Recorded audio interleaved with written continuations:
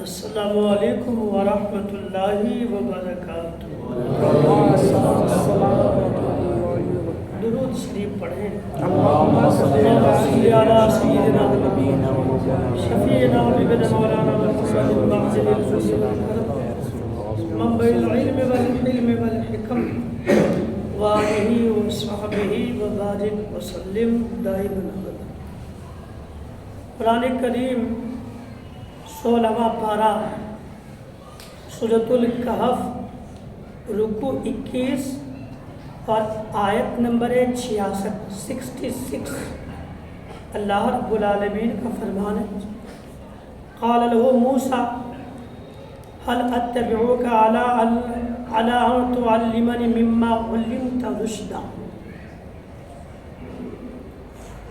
جناب حضرت موسیٰ علیہ السلام ملاقات کرنے گئے تھے جناب حضرت خضر علیہ السلام سے۔ نام سنیں، جناب موسیٰ علیہ السلام، حضرت خضر علیہ السلام۔ ایک بہت بڑا واقعہ ہے، اور پھر کسی موقع پر اتنا لمبا واقعہ ہے جو 15ویں پارے کی اخیر میں شاید 16واں پارہ بولا، 15واں پارہ سورہ کہف رکوع نمبر 21 آیت نمبر 66 اور 16ویں پارے کے 1.5-2 پیج تک ہے۔ 15ویں پارے کی بیچ سے لے کر کے آدھے پارے سے لے کر کے 16ویں پارے کی شروع تک ہے، ایک لمبا ذکر ہے۔ جناب موسیٰ علیہ السلام اللہ کے بڑے نبی ہیں، اولو العزم پیغمبر ہیں، اور الحمدللہ مسلمان تو ان کا نام جانتے ہی۔ جناب حضرت موسیٰ علیہ السلام جناب خضر علیہ السلام سے ملاقات کرنے کے لیے گئے۔ جب ملاقات ہوئی تو انہوں نے کہا تھا، کیا قرآن نے یہاں بیان کیا ہے کہ قال له موسیٰ، اس سے جناب موسیٰ نے کہا، یعنی جناب خضر علیہ السلام سے، هل اتبعوک، میں تمہارے ساتھ رہنا چاہتا ہوں، علی ان تعلمنی مما علمت رشدا، اس شرط پر کہ تم مجھ کو سکھا دو نیک بات جن کا تمہیں علم ہے، جن کی تمہیں تعلیم ہوئی ہے۔ جناب موسیٰ علیہ السلام نے کہا تھا خضر علیہ السلام سے، یہ خود بڑے نبی، اللہ کے مقدس نبیوں میں ایک مقدس نام، بڑا نام ہے جناب موسیٰ علیہ السلام کا۔ اللہ کے پیغمبر ہیں، صاحب شریعت ہے، صاحب کتاب ہے، اولو العزم نبیوں میں سے ایک نبی کا نام موسیٰ علیہ السلام۔ یہ خود جا کے جناب خضر سے کہتے کہ میں تمہارے ساتھ رہنا چاہتا ہوں، شرط یہ ہے کہ تم مجھ کو نیک بات سکھا دو جس کی تمہیں تعلیم ہوئی ہے۔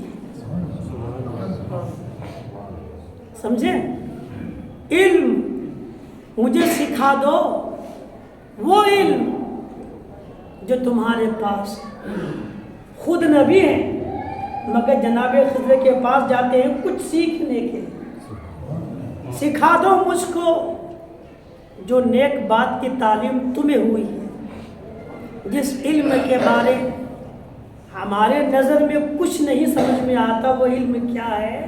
وہ جناب سرکار موسیٰ سے پوچھے۔ علم کتنی عظیم دولت ہے نا، کس دولت کا نام علم ہے کہ سرکار موسیٰ کہتے ہیں میں تمہارے ساتھ رہنا چاہتا ہوں۔ اور میں فرماتے وہ علم کون سا تھا؟ فرماتے وہ علم مکاشفہ تھا۔ جناب سرکار خضر نے کہا تھا جناب سرکار موسیٰ علیہ السلام سے، ایک علم ایسا ہے جو میرے پاس ہے وہ آپ کے پاس نہیں، اور ایک علم ایسا ہے جو آپ کے پاس ہے پر وہ میرے پاس نہیں ہے۔ فرماتے جس علم کا ذکر جناب سرکار خضر نے کہا تھا اسے علم مکاشفہ کہا جاتا ہے، علم باطن کہا جاتا ہے۔ سوچے علم کتنی عظیم دولت ہے کہ خود اللہ کے مقدس نبی ہو کر کے جناب خضر کے ساتھ رہنے کی بات کرتے ہیں۔ یہ عظیم دولت ہے، علم وہ مقدس دولت ہے، اس لیے علم دین سیکھیں، علم دین حاصل کریں، اس کا بڑا رتبہ ہے، بڑا مقام ہے۔ کیا مقام ہے؟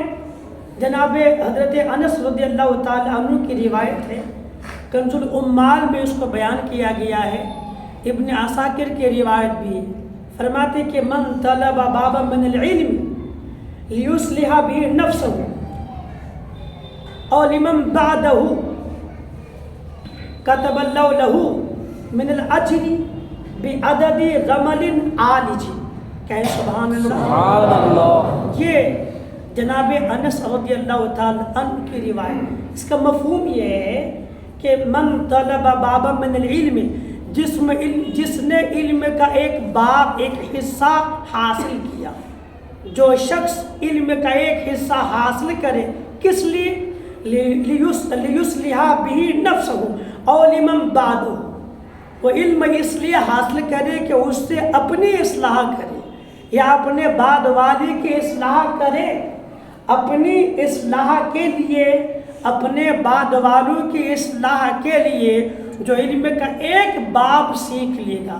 ایک باب، پاکی ایک باب ہے، ناپاکی ایک باب ہے، ایک چیپٹر بھی سمجھ کے کہہ سکتے ہیں آپ، ایک حصہ پاکی، ناپاکی، نماز اور زکوٰۃ، تجارت اور اس کے علاوہ طلاق اور بے شمار ایسے علم کے حصے ہیں، علم کے باب ہیں، علم کے چیپٹر ہیں، اس میں سے ایک سیکھ لے گا۔ کس لیے سیکھے؟ ایک خالی علم کا باب سیکھے کہ اس علم کو سیکھے کر کے اپنی اصلاح کرے، اپنے جو کمیاں ہیں اس کو دور کرے، اور اپنے بعد والوں یا اپنے بعد والوں کی بھی اصلاح کرنے کے لیے علم کا ایک حصہ سیکھ لے، تو خدا اس کو کیا دے گا؟ فرماتے ہیں جس کا مفہوم کہ کتب اللہ لہو من الاجر، اللہ تبارک و تعالی اس کے لیے ثواب لکھے گا۔ وہ ثواب کتنا ہوگا؟ فرماتے بعدد رمل عالج، فرماتے کہ ٹیلا کی جو ریت ہوتی ہے، جو ریت کے ٹیلے ہوتے ہیں، اس ٹیلے میں جتنے ریت ہوتے اس کے برابر خدا ان کو ثواب عظیم عطا کرے۔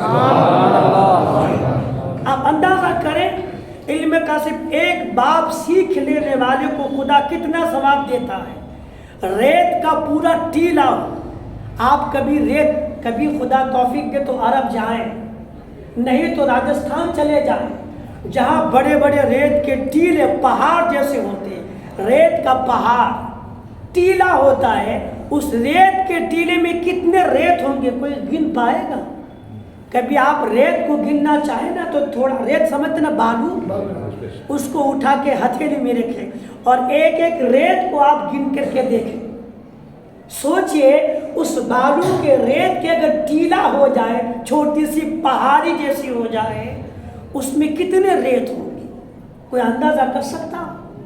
لیکن علماء بیان فرماتے، جناب انس کی روایت میں ہے کہ ایک علم کا باب سیکھنے والے کو خدا اتنا ثواب عطا کرے گا جتنے ٹیلے میں ریت موجود ہوا۔ سبحان اللہ۔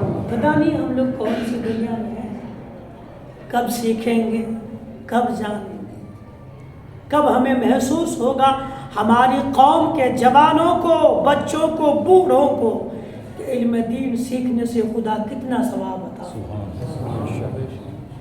ایک چیز میں اور کہوں، ہم لوگ سرکار غریب نواز کا لنگر کرتے ہیں، جناب غوث اعظم کے نام کے لنگر کرتے ہیں، حضور امام عالی مقام امام حسین کے نام سے لنگر لٹاتے ہیں۔ اگر کوئی آپ سے پوچھے غریب نواز کے نام کے لنگر کرتے ہو، غوث اعظم کے نام کے لنگر کرتے ہو، امام حسین کے نام کا لنگر کرتے ہو، کیا ملے گا؟ تو آپ کیا کہیں گے؟ ذرا بولیں، آدمی کیوں لنگر کرتا ہے؟ ثواب کے لیے نا، ثواب کے نیت سے نا۔ یہ تمام لنگر، یہ خرچہ، یہ پیسہ لوگ لاکھوں روپیہ خرچ کر کے لنگر امام عالی مقام کا اہتمام کرتا ہے، لنگر غریب نواز کا اہتمام کرتا ہے، کیوں؟ تاکہ ثواب ملے، اس نیت سے کرتا ہے نا۔ لیکن یہ علم کی بات ہے، کبھی آپ نے سنا کہ لنگر کریں گے تو اتنی نیکیاں ملے گی؟ لیکن علم کے بارے یہاں پر ہے کہ کہ علم کا ایک باب سیکھ لے تو اللہ رب العالمین جو ریت کے ٹیلے میں جو بالو جو ریت ہوتے ہیں اللہ اس کی عدد کے برابر نیکی عطا فرمائے۔ سبحان اللہ۔ تو جب ہم ثواب کے لیے لنگر کا اہتمام کر سکتے ہیں، ثواب کے لیے غریب نواز کی نیاز کا اہتمام کر سکتے ہیں، تو ثواب کے نیت سے علم دین حاصل کرنے کیوں نہیں آتے؟ یہاں بھی تو ثواب ہی ملے گا، آخر یہاں کیوں؟ اچھا یاد رکھیں، علم دین کی محفل میں جو بندہ بیٹھتا ہے نا، انشاءاللہ اس کا یہ اجر برباد نہیں ہوتا، لیکن اگر کوئی لنگر کرتا ہے تو اس کا اجر برباد ہو سکتا ہے۔ کیوں؟ اس لیے کہ لنگر کرے گا امام عالی مقام کے نام سے، اللہ کو راضی کرنے کے نیت سے نہیں۔ اگر کسی کی نیت یہ ہو کہ تاکہ لوگ دیکھ کے کہیں یہ بڑا کھلانے والا انسان ہے، بہت سخی کھلاتا ہے، اگر نام و نمود نیت ہو تو کچھ بھی ثواب نہیں ملے گا۔ نام کے لیے اگر یہ لنگر کرتا تو کوئی ثواب نہیں ملے گا۔ پر علم دین یہاں سیکھنے آتا ہے تو تھوڑی لوگ مجھ کو یہ کہے گا، بلکہ صرف اس لیے تاکہ میں کچھ یہاں سے سیکھ لوں، میری اصلاح ہو جائے، تو یہ برباد نہیں ہوگا، خدا ثواب عظیم عطا فرمائے۔ اس لیے اپنی اولاد کو علم دین کی اہمیت بتائیے، انہیں بتائیے، احساس دلائیے اپنے نسلوں کو، اولادوں کو، اپنے پریوار کو کہ علم کی کتنی بڑی اہمیت ہوا کرتی ہے، علم کس عظیم دولت کا نام ہے۔ جس دن مسلمانوں کے دل میں علم دین کی اہمیت اجاگر ہو گئی نا، انشاءاللہ پھر بندہ علم دین کی محفل سے کبھی دور نہیں رہ پائے۔ اور جب تک بندہ علم دین سیکھتا رہے گا، حاصل کرتا رہے گا، انشاءاللہ اپنی خرابیوں کو دور کرتا رہے گا، اپنی کمیوں کو دور کرے گا، اپنی اصلاح کرتا رہے گا، انشاءاللہ کریں گے انشاءاللہ، سیکھیں گے علم دین انشاءاللہ، اپنی اولادوں کو تعلیم دیں گے انشاءاللہ۔ خداوند قدوس ہمیں اور آپ کو، تمام مسلمانوں کو علم حاصل کرنے کی اور اس پر عمل کرنے کی توفیق عطا فرمائے۔ مسئلہ ابھی ہم سماعت کر رہے ہیں، واجبات نماز۔ اگر چھوٹ جائے بھول سے تو بدلے میں سجدہ سہو، جان بوجھ کے چھوڑے تو نماز کو پھر سے پڑھنی ہے، کوئی چارہ نہیں ہے۔ واجبات نماز میں سے ایک واجب یہاں ملاحظہ کریں، آپ عشاء کی نماز پڑھنے آتے ہیں، عشاء میں ٹوٹل نمازیں 17 رکعت، کتنے رکعت ہے؟ جس میں 2 4 رکعت نفل نماز ہے۔ ہم جب نماز پڑھنے آتے ہیں تو سب پڑھنی چاہیے۔ بہت لوگ تو سستی اور کاہلی یا جلد بازی کی وجہ سے نفلوں کو چھوڑ کے چلے جاتے ہیں، جانا تو نفل ہے، پڑھا کریں، نفل بھی پڑھیں، اس کا اجر کتنا ہوگا یہ تو قیامت کے دن پتہ چلے گا نا، آج تو تھوڑی پتہ چلتا ہے۔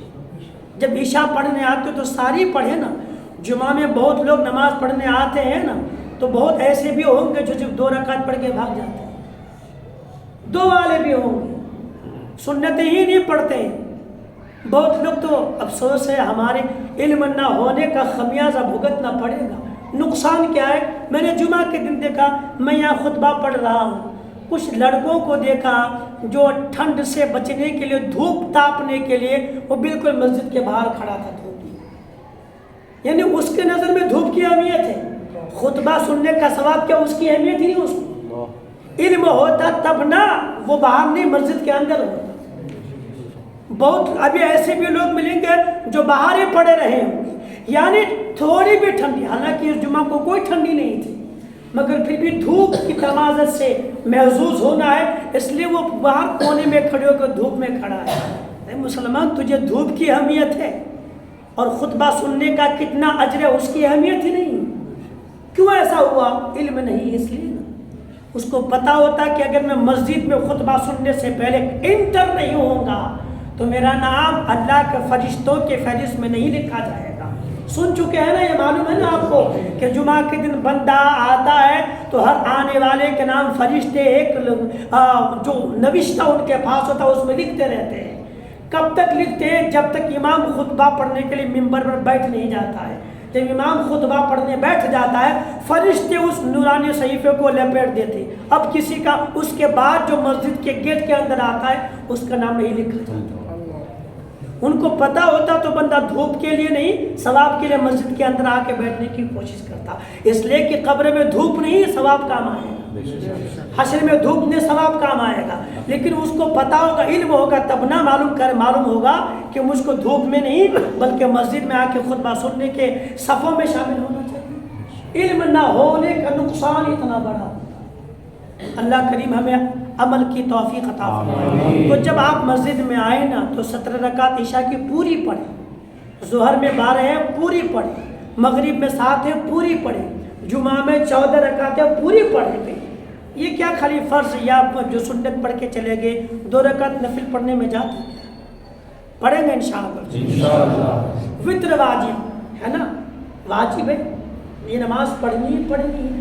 اور یہ کتنی رکعت ہے؟ 3 رکعت۔ کتنی ہے؟ 3 رکعت۔ نیت مان لیے، نیت کی میں نے 3 رکعت نماز وتر واجب کے واسطے اللہ تعالیٰ کے منہ میرا کعبہ شریف کی طرف، اللہ اکبر، ثنا پڑھے، اعوذ باللہ بسم اللہ پڑھے، الحمد پڑھے، سورہ ملائے، رکوع کرے، 1 رکعت ہوگی۔ پھر دوسری رکعت کے لیے کھڑے ہوئے، سورہ فاتحہ پڑھے، سورت ملائے، دوسری رکعت ہوگی، بیٹھے اتحیات پڑھے، تیسری میں کھڑے ہوئے، الحمد پڑھے، سورہ ملائے۔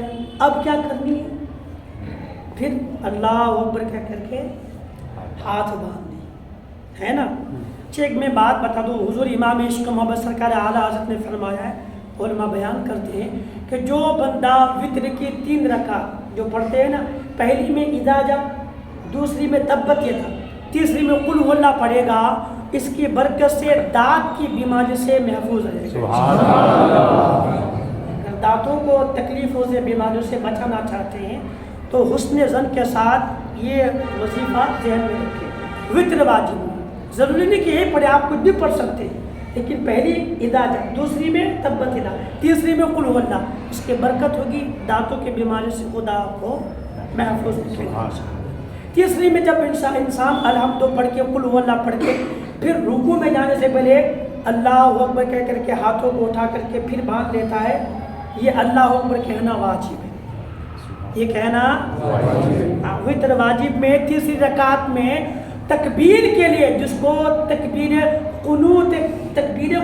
قنوت کے لیے جو تکبیر کہی جاتی ہے، جس کو تکبیر قنوت بھی کہا جاتا ہے، وہ تکبیر اللہ اکبر کہنا واجب ہے۔ ہاں اتنا ہے کہ ہاتھ اٹھانا واجب نہیں، ہاتھ اٹھانا تیسری رکعت میں جب کہیں اللہ اکبر تو اس وقت ہاتھ اٹھانا واجب نہیں۔ اگر کوئی بندہ ہاتھ نہ اٹھائے، صرف ہاتھ باندھے بھی اللہ اکبر کہہ لے تو نماز ہو جائے، لیکن ہاتھ اٹھانا چاہیے، سنت ہے نا، ہاتھ اٹھانا چاہیے۔ اگر کوئی بندہ اللہ اکبر کہنا بھول جائے، تیسری رکعت میں قل هو اللہ پڑھا، دعائے قنوت نہیں پڑھا، اللہ اکبر بھی نہیں کہا، سیدھا رکوع میں چلا گیا، اب رکوع میں اس کو یاد آیا کہ میں نے تو دعائے قنوت پڑھی نہیں، اب کریں گے کیا؟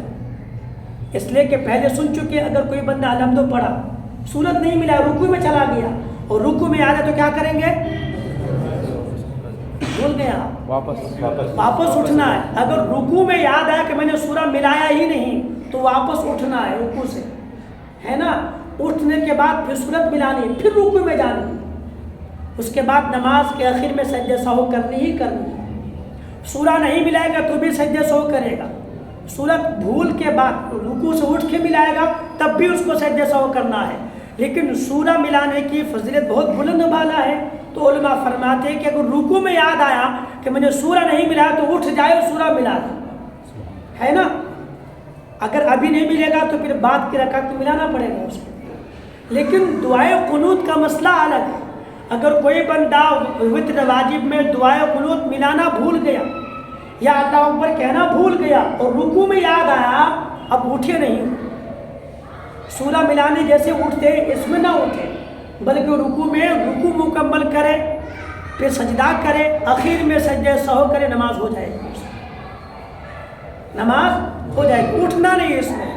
تو دعائے قنوت پڑھنی واجب ہے، اور دعائے قنوت کے لیے تکبیر پڑھنی بھی واجب ہے۔ اگر کوئی بندہ تکبیر بھول جائے تب بھی سجدہ سہو کرنا پڑے گا، اگر تکبیر بھول گیا، سجدہ سہو بھی نہیں کیا، نماز کو پھر سے پڑھنی پڑے گی۔ اور اسی طرح سے وتر واجب ہے، دعائے قنوت پڑھنی بھی واجب ہے۔ جتنے لوگوں کو دعائے قنوت یاد نہیں وہ یاد کرے، یہ نہیں کہ ہم کو یاد نہیں، چلو ہاں ہم ربنا آتنا پڑھ لیں گے کام چل جائے گا۔ یاد رکھے، علماء فرماتے کہ جب تک دعائے قنوت یاد نہیں ہو رہی ہے تب تک ربنا آتنا سے کام چلے گا، گناہ نہیں ہوگا۔ یہ اس کے لیے ہے جو یاد کرنے کی کوششیں کرتے رہ رہا ہے اور یاد دعا نہیں کر پاتا، اس کے لیے نہیں جو سستی اور قاعدے سے یاد ہی نہ کرے۔ دعائے قنوت پڑھنی واجب نہیں، پڑھے گا گنہگار ہوگا۔ اس لیے نہ سمجھے کہ میں دعائے قنوت یاد نہیں کیا ہوں تو ربنا آتنا پڑھ کے کام چلا لوں گا، کون یاد کرے گا؟ یاد کرنی ہوگی آپ۔ اس لیے جن کو یاد نہیں وہ ہندی کتاب خرید لیں اور دعائے قنوت اللہم انا نستعینک ونستغفرک ونؤمن بک ونتوکل علیک ونثنی علیک الخیر ونشکرک ولا نکفرک ونخلع ونترک من یفجرک اللہم ایاک نعبد ولک نصلی ونسجد والیک نسعی ونحفظ ونرجو رحمتک ونخشی عذابک ان عذابک بالکفار ملحق۔ یہ پوری دعا یاد کرنی ہے آپ کو، اس میں ایک بھی لفظ چھوٹے گا سجدے سو کرنا پڑے گا،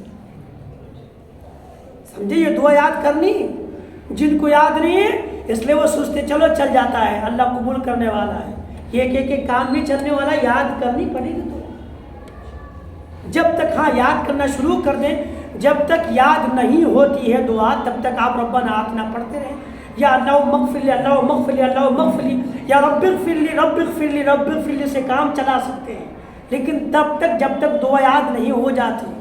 یہ نہیں کہ دعا یاد کرنا ہی چھوڑ دیں، اس سے کام چلائیں، گنہگار ہوں۔ اس لیے دعائے قنوت کو یاد کریں۔ اگر بچپن میں گئے ہیں، جن کو یاد ہے بڑی اچھی بات ہے، جن کو یاد نہیں ہے انہیں یاد کرنے لازم ہے، اس لیے کہ وتر واجب میں دعا پڑھنی واجب ہے۔ تو کبھی اگر وتر واجب میں تیسری رکعت میں دعائے قنوت پڑھنا بھول گئے، رکوع میں یاد آیا تو واپس نہ آئے بلکہ نماز مکمل کرے، اخیر میں سجدہ سہو کر لے، نماز ہو جائے گی، ہے نا؟ اچھا، جو کل کا مسئلہ ادھورا رہ گیا تھا میں اسے مکمل کروں۔ دوسری رکعت میں آپ کو بیٹھ کے احتیاط پڑھنی ہے۔ اچھا، یہ مسئلہ کس نماز میں ہے؟ فرض میں، واجب میں، سنت مؤکدہ میں، سنت غیر مؤکدہ اور نفل کا حکم الگ ہے۔ یہ واجب، سنت مؤکدہ اور فرض کا حکم ہے کہ اگر 4 رکعت والی نماز ہے یا 3 رکعت والی نماز ہے، دوسری میں جب بیٹھیں گے تو صرف احتیاط پڑھ کر کے کھڑا ہو جانا ہے، آگے درود ابراہیم پڑھنا نہیں ہے، صرف احتیاط پڑھیں اور کھڑے ہو جائیں۔ اگر پڑھ لیے بھول سے تو سجدہ سو کرنا پڑے گا، جو ہم نے کل بتا دیا۔ لیکن یہی غلطی ہے کہ جماعت کے ساتھ ہو جائے، امام کے ساتھ نماز ہم پڑھ رہے ہیں اور دوسری رکعت میں صرف احتیاط ہی پڑھنا تھا، آگے نہیں کچھ پڑھنا تھا، لیکن یاد نہیں رہا اور ہم نے اللہم صلی علی محمد یا درود ابراہیم پورا پڑھ دیا ہے، غلطی تو ہو گئی، کیا کریں؟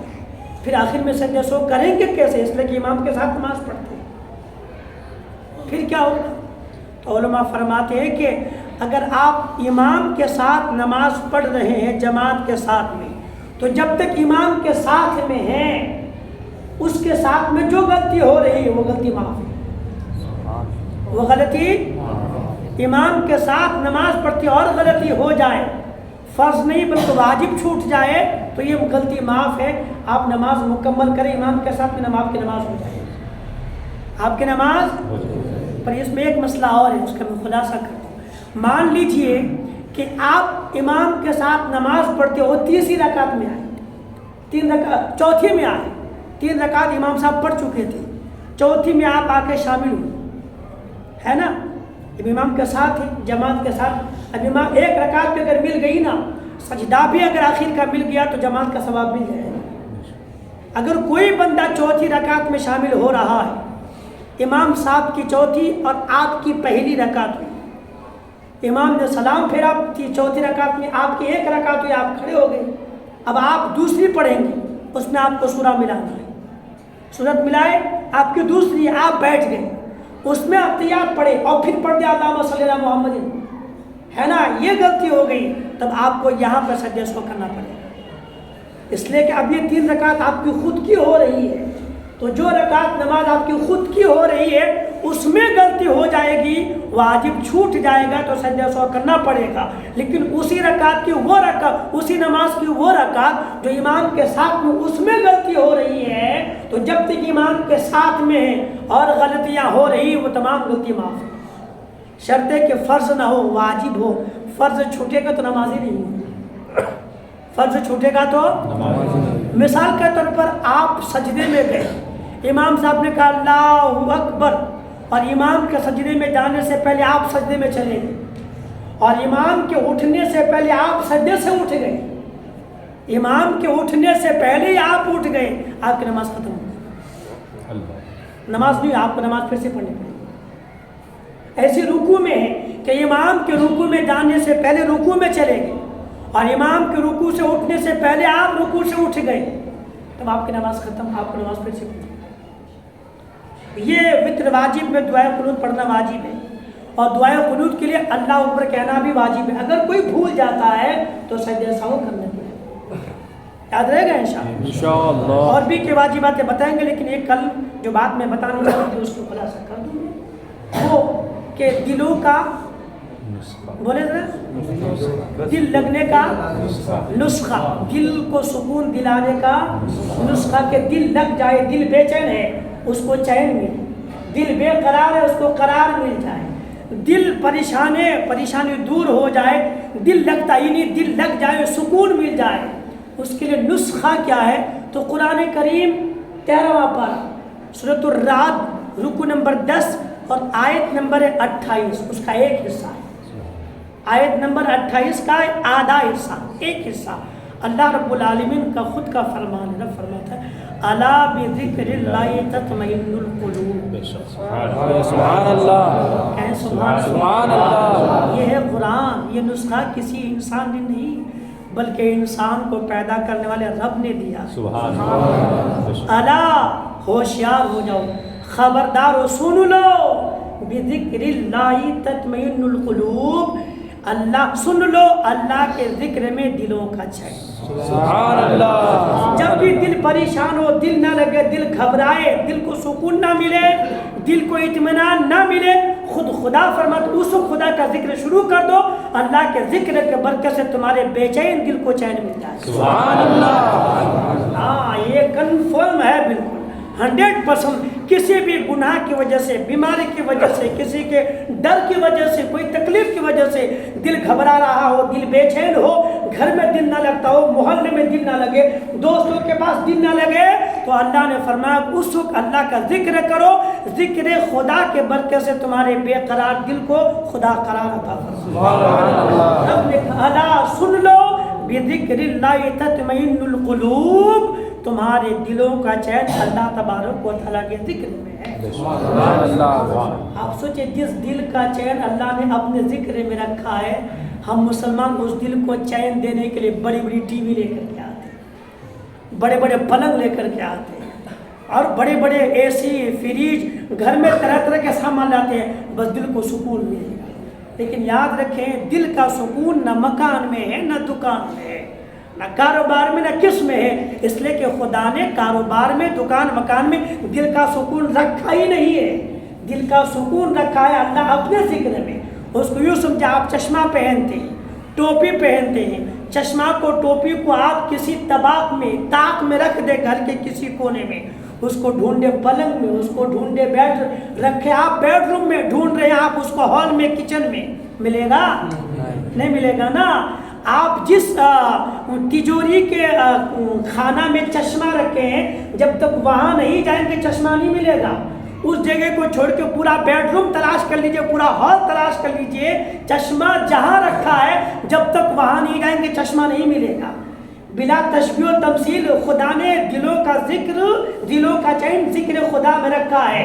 تو اگر آپ دنیا کے ساز و سامان سے اپنے دل کو سکون دلائیں نہیں ملے گا، اس لیے کہ خداوند قدوس نے دل کا سکون دولت میں، مال میں رکھا ہی نہیں بلکہ اپنے ذکر میں رکھا۔ سبحان اللہ۔ اگر آپ دلوں کا سکون چاہتے ہیں، دلوں کو تسکین دلانا چاہتے ہیں، تو اللہ کا ذکر کریں، اللہ کو یاد کریں، نماز پڑھیں، خداوند قدوس کا ذکر کریں، اللہ اللہ کریں، انشاءاللہ اس کی برکت سے بے چین دل کو چین ملتا ہے۔ اللہ کریم ہمیں آپ کو تمام مسلمانوں کو سننے سے زیادہ عمل کی توفیق